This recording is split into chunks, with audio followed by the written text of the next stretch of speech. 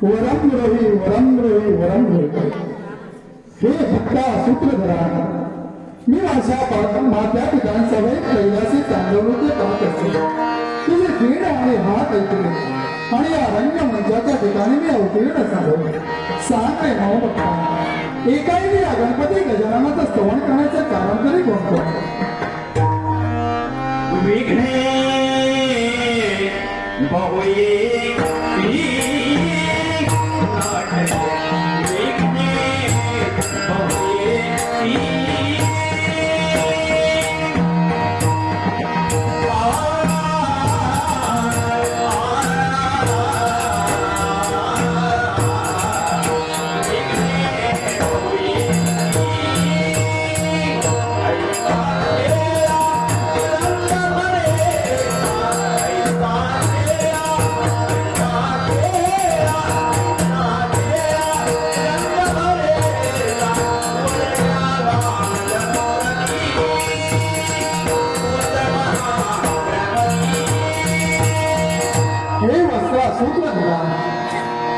तू नाटकाला प्रारंभ केलायस आणि या नाट्य पुष्पाच्या ठिकाणी भरभरती विनय येण्याचा समूह तुझ्या मनात निर्माण झाला मुळी चिंता करू नकोस मी माझ्या हाती असणाऱ्या पाश आणि अंकुशाच्या युद्ध करून येणाऱ्या संकटाला समोरास करीन असा मंगलमय आशीर्वाद आणखी कोणती तुझी इच्छा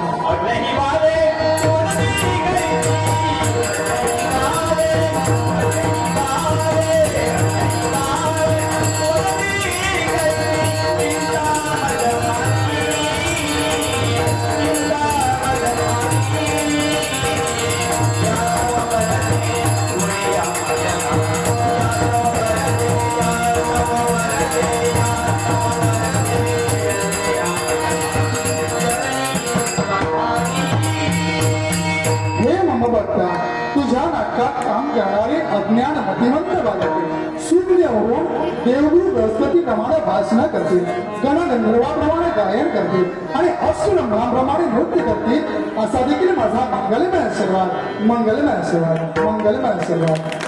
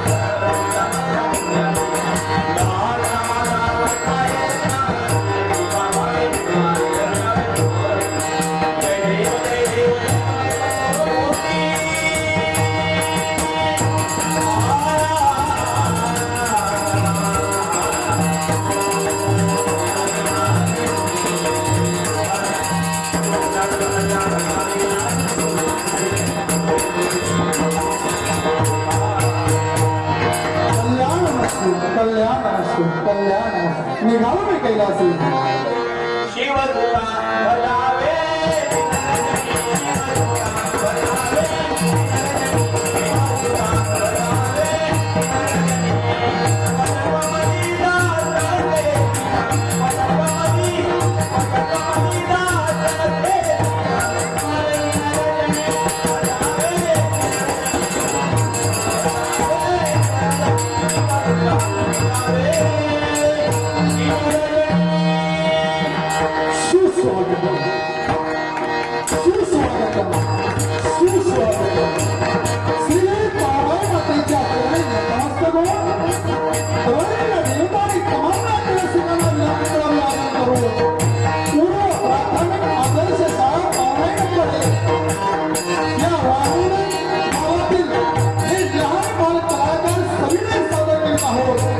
महान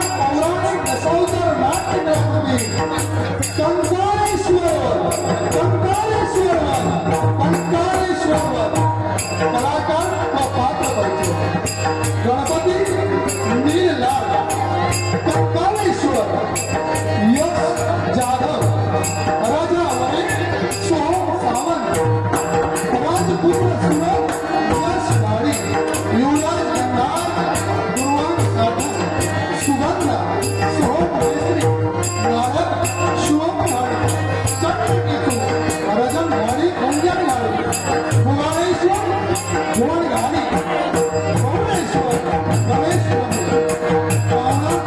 साई माळी संगीतचा हार्मोनियम संजय परब पिंजवडे पखवार संदेश परब पिंजवडे सागर कदम पिंजवडे श्री पार्वतीच्या चरणी नतमस्तक होऊन अनंत देवाला समाप्त निवेदन करून पूर्व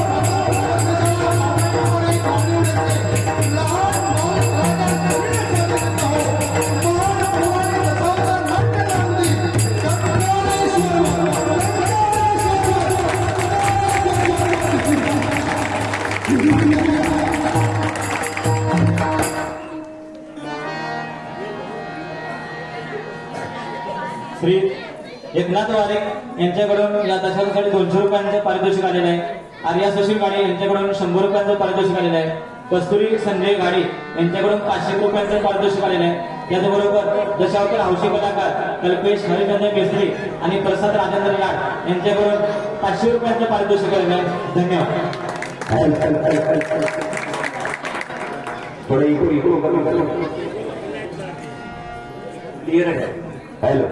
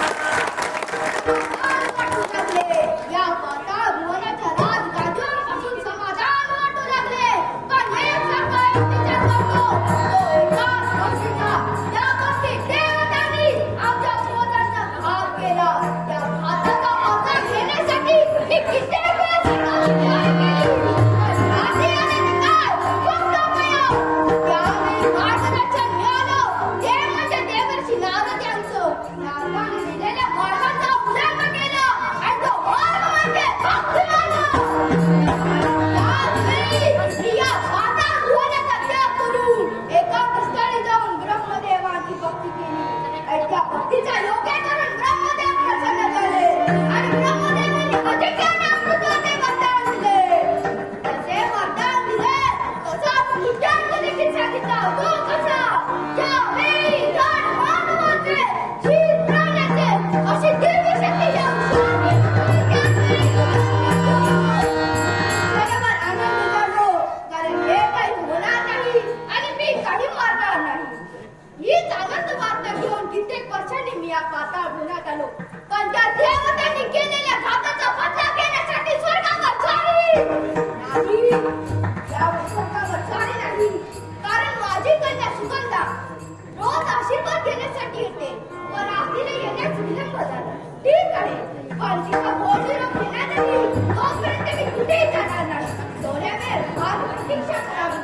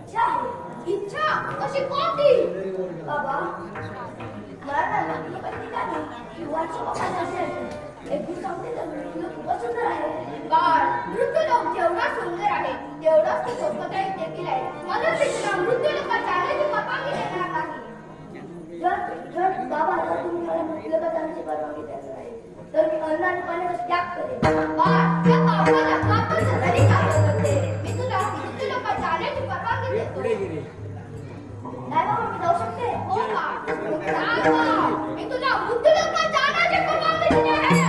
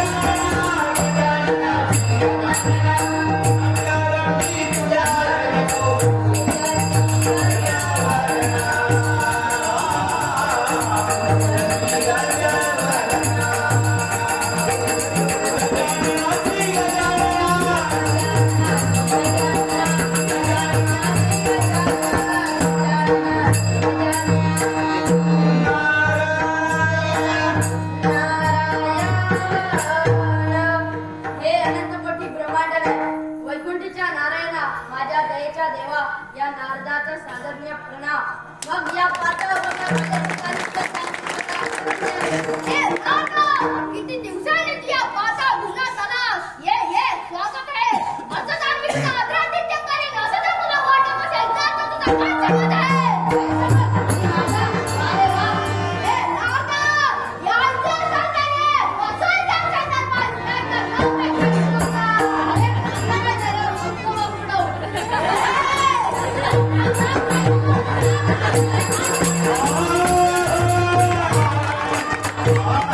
अरे आता काय झालं? काय झालं? या जागात प्रत्येक व्यक्ती बसतात आणि बापडून बसायचे असेल तर निघून जा. ठीक आहे, बसतो प्रतिष्ठित व्यक्तीसारखा. ये पण बैठ. ए नागा, तू इथे का आलो? का म्हणजे? या पाता उन्हात चाललंय तरी काय? काय म्हणजे? अत्तरांचे सडे, मोतिकांच्या रांगोळ्या कशासाठी? अरे हा आनंदोत्सव आहे. कसला रे बाबा आनंदोत्सव? नागा, आठवतो दिवस. त्या दिवशी तू मला मार्गदर्शन केले आणि त्या मार्गाचा मी अवलंब केला आणि तो मार्ग म्हणजे भक्ती मार्ग. आणि त्याच वेळी मी ब्रह्मदेवाची भक्ती केली आणि त्या भक्तीचा कृपा प्रसाद म्हणून तुझ्या बापाने मला अजिंक्याने अमृताचा वरदान दिलं. नारायण नारायण. काय? तू अजिंक्याने अमर झालास? हो, मला कुणापासूनही मरण नाही. असं होणं शक्य नाही. इथे जो जन्माला आला त्याला एक ना एक दिवशी मरण निश्चितच. पण मला मरण नाही. असं होणार नाही. वरदान दिले तर नृत्यांग देखील सांगितलं असेल. तो तुला कशासाठी हवा? कशासाठी म्हणजे? मी तुझा गुरु आहे ना. आतापर्यंत तुझा मार्ग दाखवला, तसाच मार्ग पुढेही दाखवी. नाही जमणार. तुला सांगायचं आणि कामवर व्हायचं असं व्हायला नको.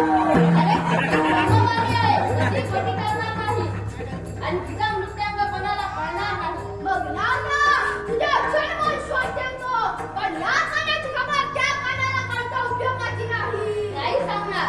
मग नाना, तुझ्या बापाने वरदान दिलं खरं, पण जाता जाता नृत्यांग देखील सांगितलं. तो कसा? ज्यावेळी धर्मांध होते, शिवखान येते, अशी दिव्यशक्ती या उजवानी मागणी त्यावेळी माझा मृत्यू. अरे काय? तुझं काही होणार नाही आणि तू काही मरणार नाही. मग काय? या संधीचं सोनं कर आणि जा त्या स्वर्गावर स्वारी करायला. नाना, यावेळी या पाताळ भुवनात आपल्याला करून निघालं स्वर्गावर स्वारी करण्यासाठी.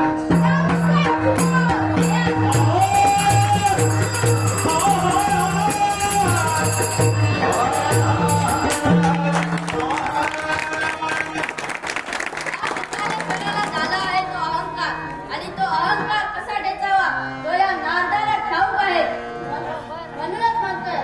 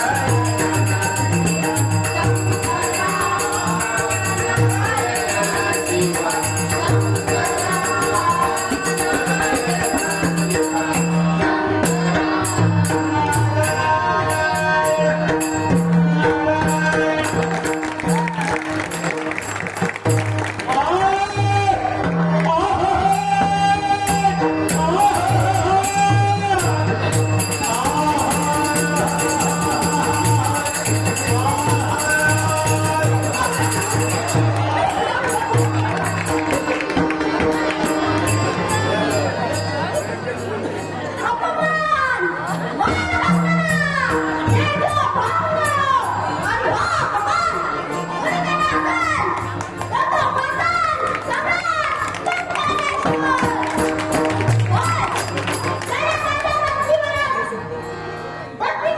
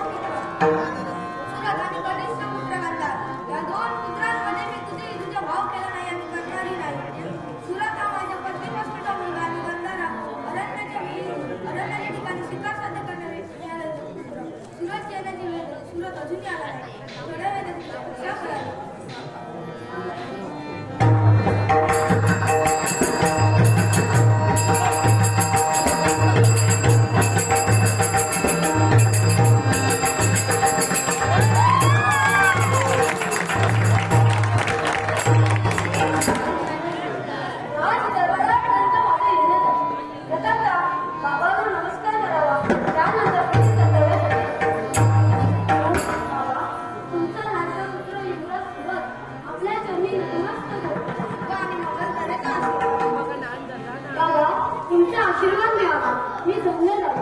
पण बाबा माझ्या मनी एक इच्छा निर्माण झाली. मला आणि तुझ्या मनात एक इच्छा निर्माण झाली. हो बाबा मला माझ्या मनी एक इच्छा निर्माण झाली. कोणती इच्छा? बाबा आपण क्षत्रिय आहोत आणि क्षत्रिय धर्म जोपासत असताना क्षत्रिय मानांचं पालन करणे याच्यासाठी शिकार करतो. मग बाबा मलाही शिकार साध्य करण्यासाठी अरण्यात जायचं. का बरं? कोणती असं कर्तव्य? तू शिकारीला जावं, पण काय बाबा? पण तुझ्यासोबत येणारे सैनिक होते. नाही बाबा मला शिकार साध्य करण्यासाठी एकटाच अरण्यात जायचं आहे.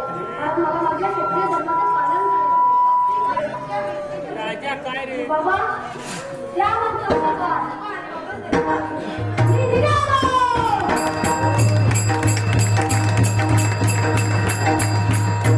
काय शिकार? अरण्यात शिकार साध्य करण्यासाठी गेला. मला देखील राज्यात फेरफटका मारण्यासाठी जावं लागेल.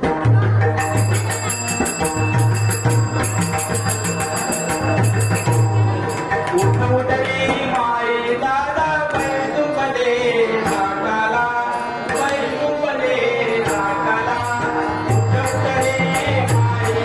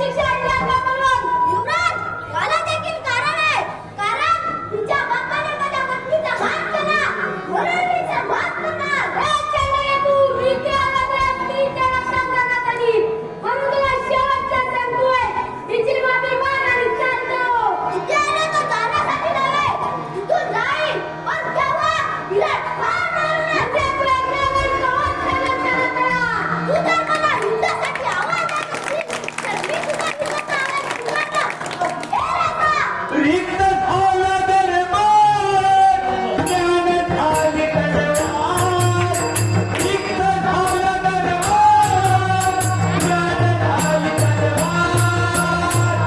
लोक राजा परतले तुम्हारे गवार लोक राजा परतले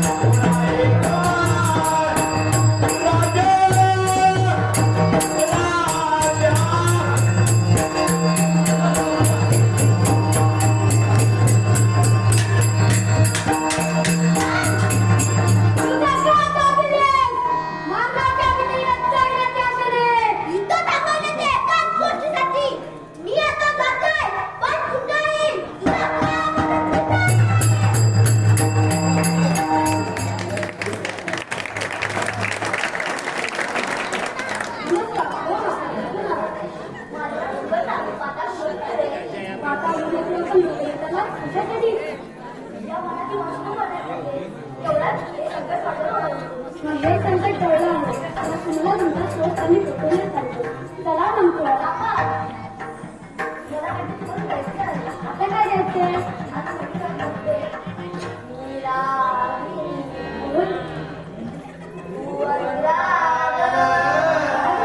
मीरागिणी तू अनुराग सांग सजना ओ तिलका ओ तिलका सांग सजना ओ तिलका मीरागिणी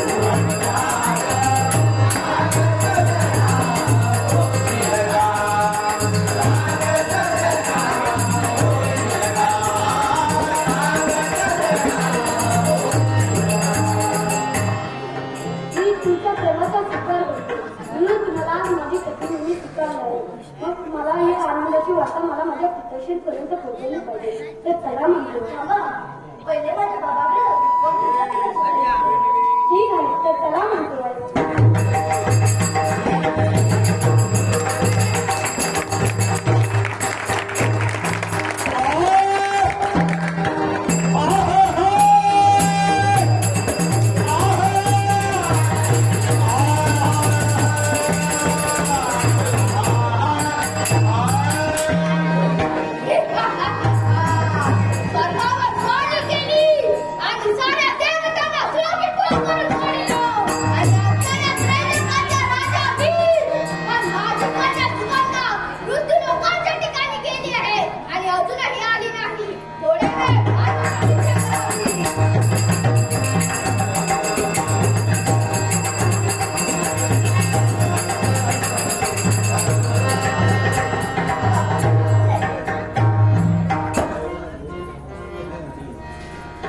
हो बाबा, तुमची लाडकी सुगंधा, तुमची तर मस्त बोलते. आहे आशीर्वाद पण काय गो किती उची माझा जीव भयभीत झाला. बाबा, तुम्हाला माहितीये काय झालं? काय झालं? गंडकीतून नावा व्यक्तीने माझ्या मारण्याचा प्रयत्न केला, माझ्यावर अत्याचार करण्याचा प्रयत्न केला. मग घ्या मी निघालो त्या गंडकीतून. का थांबवतेस? बाबा, तो गंडकीतून नावा व्यक्ती मला मारायला आला. तेवढ्यात एका सज्जन व्यक्तीने माझी मदत केली. काय म्हणतेस का? म्हणजे तुझं रक्षण एका व्यक्तीने केलं आहे. कोण आहे ती व्यक्ती? हो बाबा, कुठे आहे ती व्यक्ती? त्यांना मी गौरवापाशी बोलवलं आहे. मग काय लवकर त्याला घेऊन ये.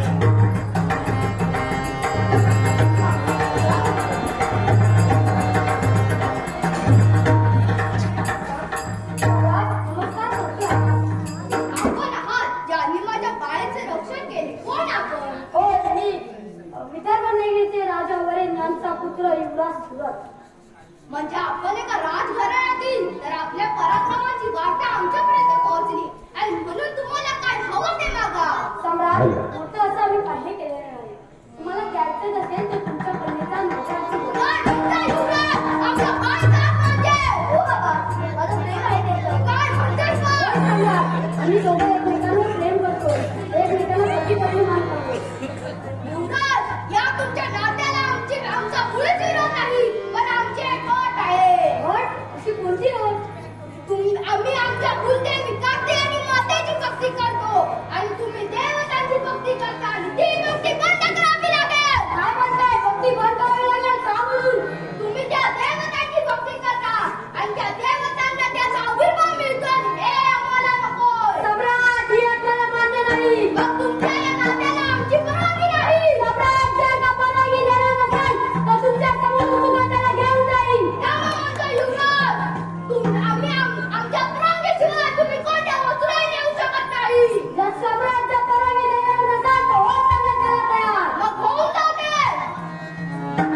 दोन दिवसाची सकाळी रात्री, दोन दिवसाची सकाळी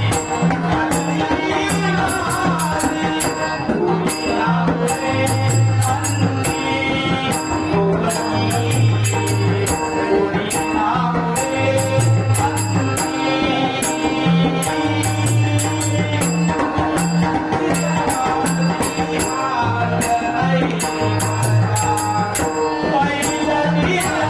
अंगी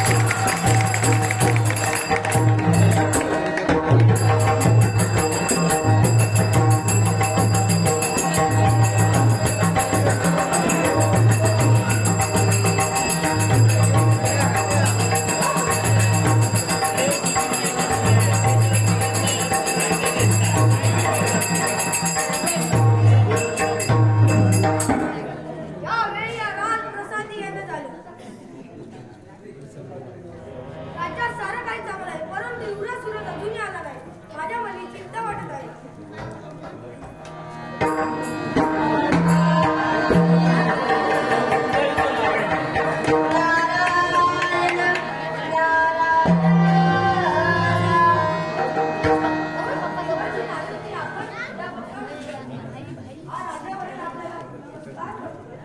आशीर्वाद. पण राजा, मी हे काय पाहतोय? आपण चिंतेत दिसत आहात. हो देवाची, माझा पुत्र अरण्याच्या ठिकाणी शिकार साध्य करण्यासाठी गेला, परंतु अजूनही आला नाही. ठीक आहे, मी माझ्या दिव्य दृष्टीने पाहतो आणि सांगतो. नारायण नारायण. राजा, तुमचा पुत्र शिकार साध्य करण्यासाठी अरण्याच्या ठिकाणी गेला आहे. तेथे एका स्त्रीवर प्रसंग ओढावला, तो त्याने दूर केला. ते तुमच्याकडे येणारच होते. तिथपर्यंत त्या कन्येची इच्छा की प्रथम माझ्या बाबांना भेटावं. मग ते तिथपर्यंत गेले आणि आपल्या प्रेमाचं नातं सांगितलं. त्या कन्येच्या पित्याने एक अट ठेवली. ती अट म्हणजे देवतांची भक्ती बंद करून आमच्या कुलदेवतेची भक्ती सुरू कर. कारण तो पाताळ सम्राट कंकालेश्वर होता. मग त्या दोघांना आता पाताळ सम्राट कंकालेश्वराच्या कारागृहात बंदिवान करून ठेवला आहे.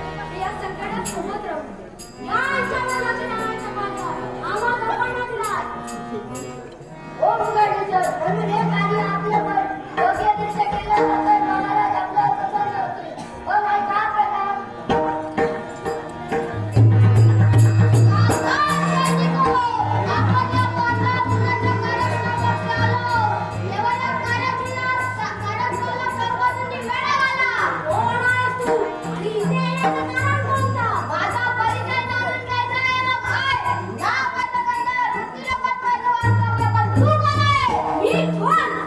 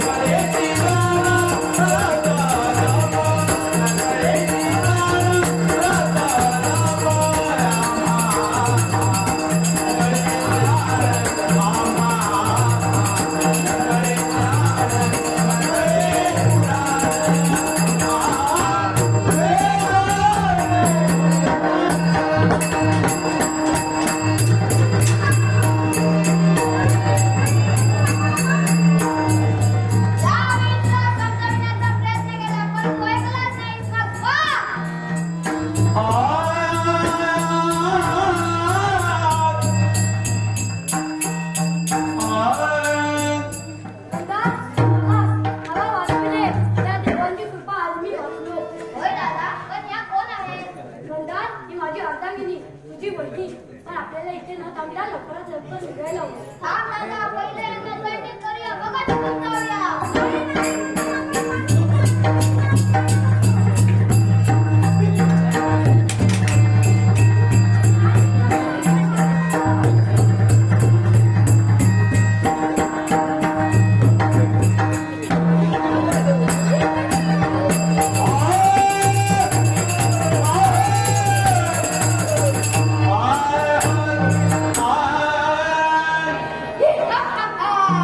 यावेळी मी माझ्या मुलीला बंदिवान केलं आहे आणि मला त्यांच्यावर लक्ष ठेवण्यासाठी व त्यांना दंडित करण्यासाठी तिथवर जावे लागेल. ओ रे भुवनेश्वर, ओ त्याच्या तुझ्या मुली, या मुली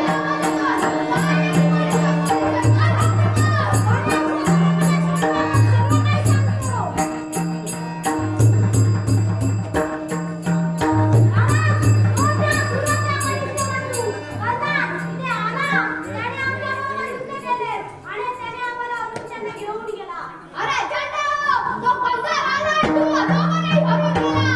मग यावेळी मी तुम्हाला मारणार.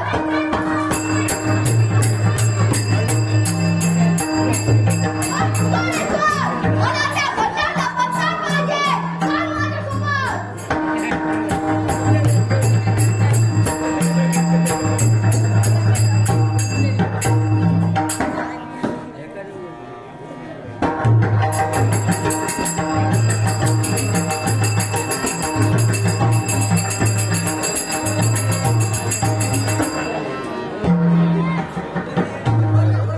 यावेळी या राजप्रसाद येत आहे.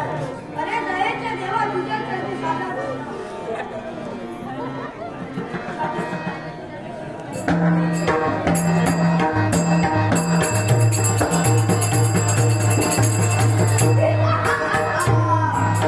पाने मारून करत असताना या उदर मंत्रीपर्यंत माझी पावले वळली. कोण? राज करते बरे.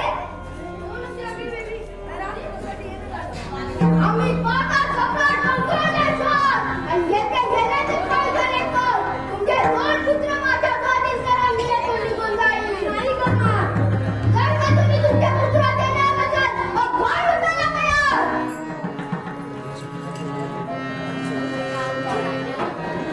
शपथ तुला आईच्या दुधाची, शपथ तुला आईच्या दुधाची, घेऊन तो माझा.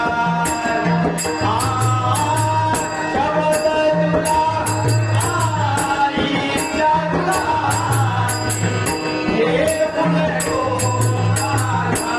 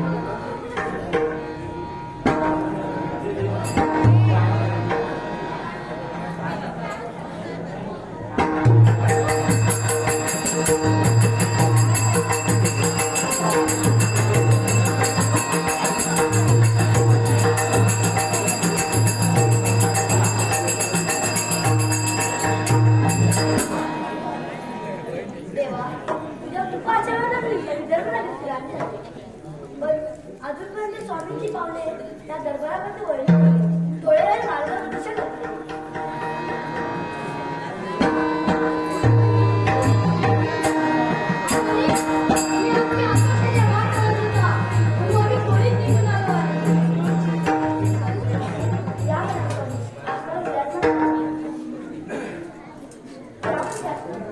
शुभ आणि मंगल दरेंचा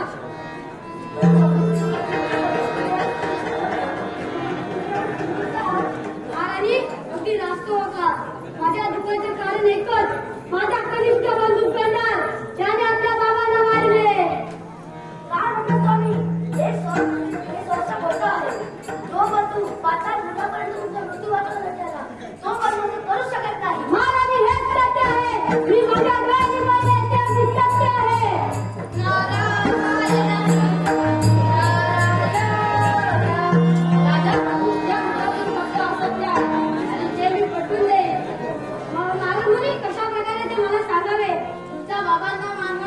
बंधू नव्हे तर तो पाताळ सम्राट कंकालेश्वर होता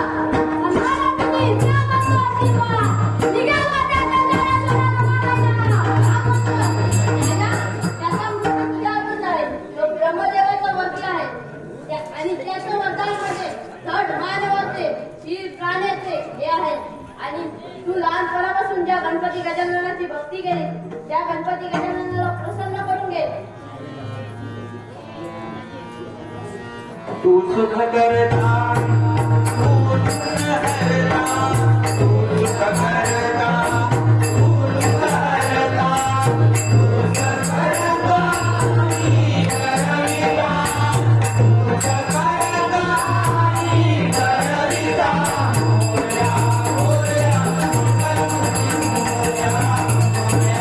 मोरया मोरया मंगलमूर्ती मोरया मोरया मंगलमूर्ती मोरया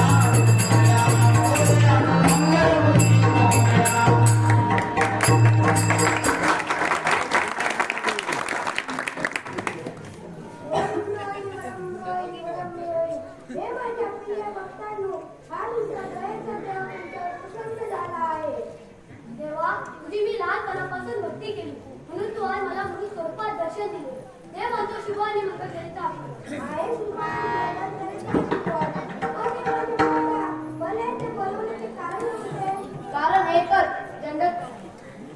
कंकालेश्वर नामक दैत्य मातला आहे त्याने धर्माच्या ठिकाणी अधर्म केला तुझ्या भक्तांना त्रास देण्याचा प्रयत्न केला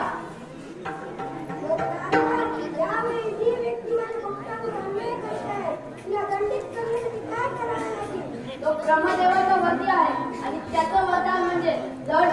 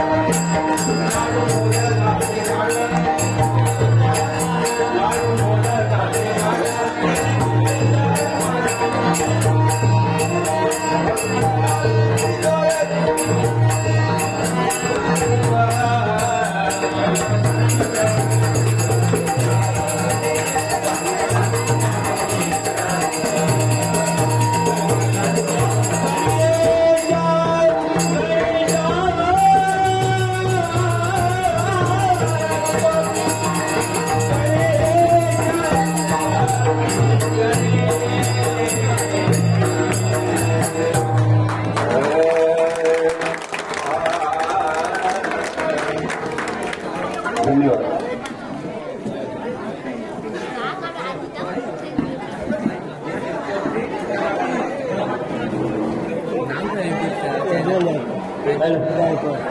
या ठिकाणी सुंदर असा मुलांचा दशावतार संपन्न झालेला आहे. आपण सर्व रसिक प्रेक्षक इतक्या वेळ थांबला त्याबद्दल तुम्हाला सर्वांचं मनपूर्वक धन्यवाद. आणि आपापल्या मुलांना सर्वांनी व्यवस्थित